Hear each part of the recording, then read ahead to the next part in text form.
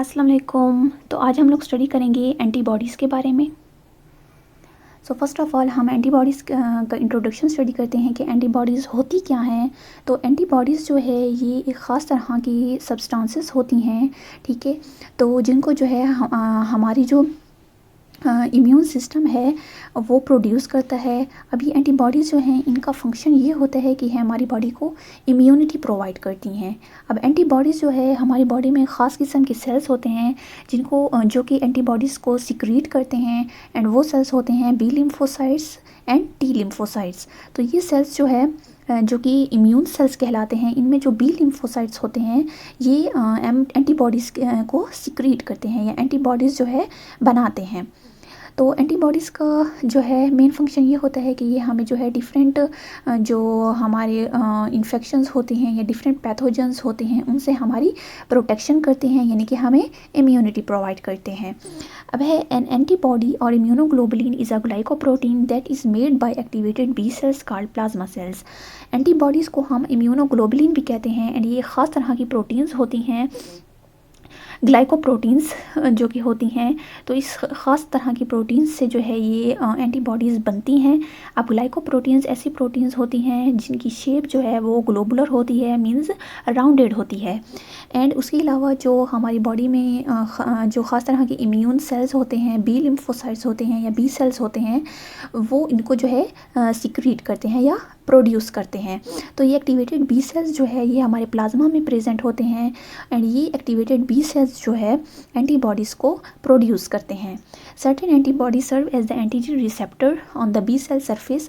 अब कुछ एंटीबॉडीज़ जो हैं वो बी सेल्स की या बी लिम्फोसाइट्स की सरफेस पे रिसेप्टर की तरह एक्ट करते हैं, यानी कि ये जो है डिफरेंट जो एंटीजन बाहर से जो जितने भी फॉरेन सब्सटेंसेस आती हैं उनको जो है उनके लिए जो है ये रिसेप्टर की तरह एक्ट करते हैं।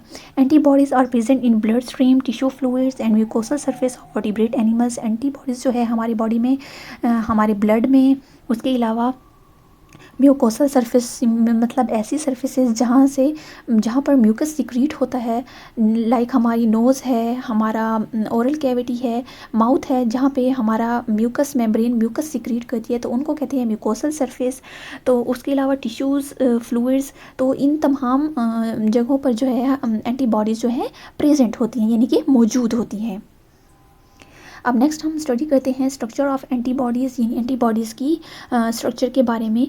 All immunoglobulin molecules have basic structure composed of 4 polypeptide chain. तमाम इम्यूनोग्लोबुलिन या तमाम एंटीबॉडीज़ जो हैं ये ख़ास तरह की जो है ये प्रोटीन्स होती हैं जिनका बेसिक स्ट्रक्चर जो है वो ये होता है कि ये मुश्तमिल होती हैं 4 पॉलीपेप्टाइड्स चेन पर। अब ये 4 पॉलीपेप्टाइड चेन जो होती हैं ये 4 पॉलीपेप्टाइड चेन जो है प्रोटीन्स की चेन्स होती हैं, ठीक है।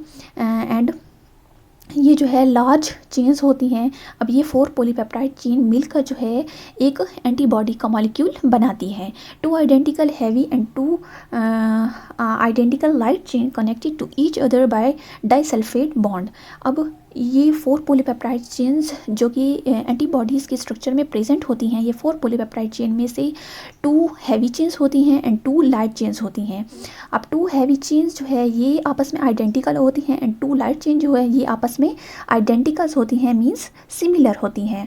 एंड ये चेन्स जो है एक दूसरे के साथ जिस बॉन्ड के थ्रू जुड़ी होती हैं उनको हम कहते हैं disulphide bonds. Each light chain polypeptides usually consist of about 220 amino acids and has mass of approximately 25,000 Dalton. Each heavy chain consists of about 440 amino acids and has a mass of about 50,000 to 70,000 Dalton. अब यहाँ पे आपको बताया गया है कि ये 4 polypeptide chains जो होती हैं एंटीबॉडी के स्ट्रक्चर के अंदर, तो इनमें जो लाइट चेन होती है उसमें 220 अमाइनो एसिड्स प्रेजेंट होते हैं, यानी वो 220 अमाइनो एसिड्स पर मुश्तमिल होती है, एंड उसका मास जो है वो 25,000 डेल्टन होता है। एंड उसके अलावा जो हैवी चेन्स होती हैं एंटीबॉडी के स्ट्रक्चर में, तो ये हैवी चेन्स जो है ये 440 अमाइनो एसिड्स पर मुश्तमिल होती हैं, एंड इनका मास जो है 50,000 से 70,000 डेल्टन तक हो सकता है।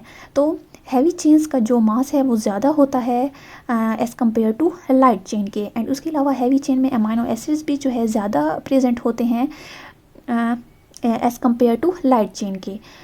The heavy chains are structurally distinct for each immunoglobulin class और सब क्लास।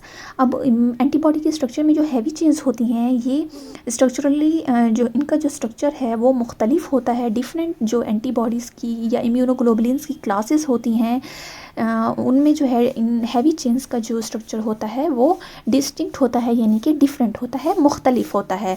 जबकि लाइट चेन जो है वो सेम होती है सब तमाम तरह की इम्यूनोग्लोबुलिन या एंटीबॉडीज़ की क्लासेस में। अब इन एंटीबॉडीज़ की भी डिफरेंट क्लासेस होती हैं, लाइक एंटीबॉडी इम्यूनोग्लोबुलिन ए होती है, इम्यूनोग्लोबुलिन जी होती है, इम्यूनोग्लोबुलिन ई, एम। तो इन तमाम एंटीबॉडीज़ की क्लास में जो है जो हैवी चेन्स होती हैं वो डिफरेंट होती हैं, जबकि लाइट चेन जो है सब क्लासेस में जो है वो सेम होती हैं।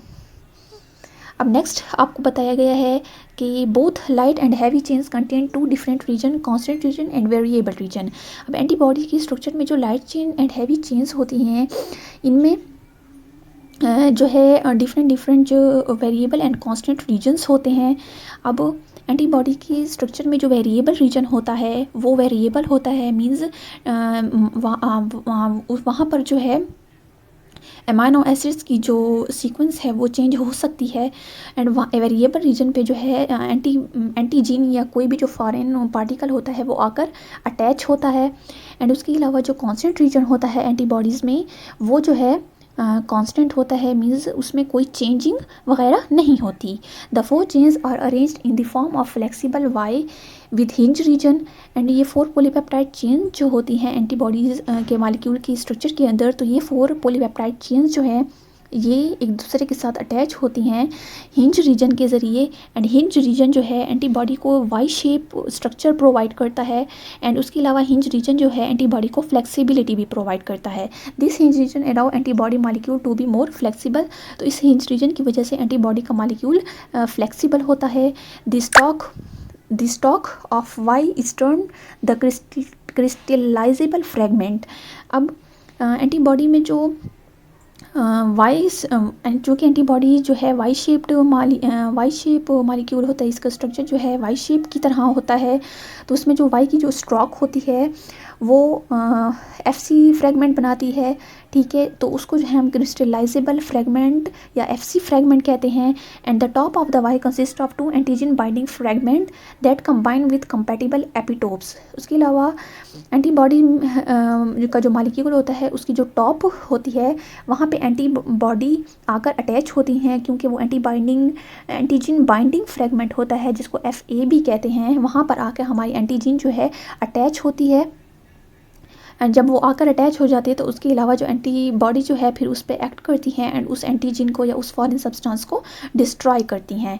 That combine with compatible epitopes. Epitopes जो है ये ख़ास तरह का जो रीजन होता है एंटीजन की सरफेस के ऊपर, यानी एंटीजन जो है जिस रीजन से अटैच होती हैं एंटीबॉडीज़ के ऊपर, तो वो रीजन जो है एपिटोप्स होता है।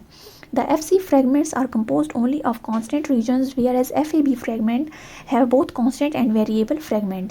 तो एंटीबॉडी में जो FC fragment होता है वो सिर्फ कांस्टेंट रीजन से मिलकर बनता है, जबकि एंटीजन बाइंडिंग फ्रेगमेंट या FAB फ्रेगमेंट जो होता है वो constant and fragment and variable fragments दोनों से मिलकर बनता है। अब यहाँ पे आप लोगों को डायग्राम दिखाया गया है एंटीबॉडीज़ के स्ट्रक्चर का।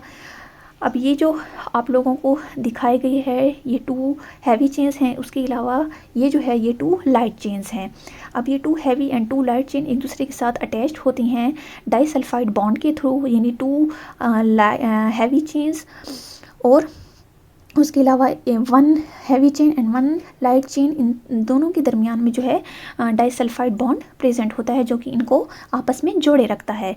उसके अलावा जो एंटीबॉडी कि जो टॉप रीजन जो पोर्शन होता है उसको हम वेरिएबल पोर्शन या वेरिएबल रीजन कहते हैं, जहाँ पर आके एंटीजन अटैच होता है अपने एपिटोप के थ्रू। उसके अलावा जो नीचे जो रीजन होता है एंटीबॉडी का वेरिएबल रीजन के बाद जितना भी आपको ब्लू कलर में जो दिखाया गया है ये सारा जो है कांस्टेंट रीजन होता है एंटीबॉडीज़ में। उसके अलावा जो पिंक दिखाया गया है ये वेरिएबल रीजन होता है या वेरिएबल पोर्शन होता है। तो इस तरह से 4 पॉलीपेप्टाइड चेन पर जो है एक एंटीबॉडीज़ का मॉलिक्यूल जो है वो मुश्तमिल होता है। ये 4 पॉलीपेप्टाइड चेन में ये 2 जो है हैवी चेन्स कहलाती हैं। इनमें अमाइनो एसिड्स की जो नंबर है वो भी ज़्यादा होता है। उसके अलावा 2 जो है वो लाइट चेन होती हैं। लाइट चेन में जो है अमाइनो एसिड्स लेस प्रेजेंट होते हैं as compare to heavy chains. तो इस तरह से जो है एक पूरा एंटीबॉडीज़ जो है उनका स्ट्रक्चर होता है। आई होप आप लोगों को समझ आई होगी एंटीबॉडीज़ के बारे में एंड एंटीबॉडीज़ के स्ट्रक्चर के बारे में। अगर आपको ये वीडियो यूज़फुल लगी है तो इस वीडियो को लाइक कीजिए एंड चैनल को सब्सक्राइब कीजिए। अल्लाह हाफिज़।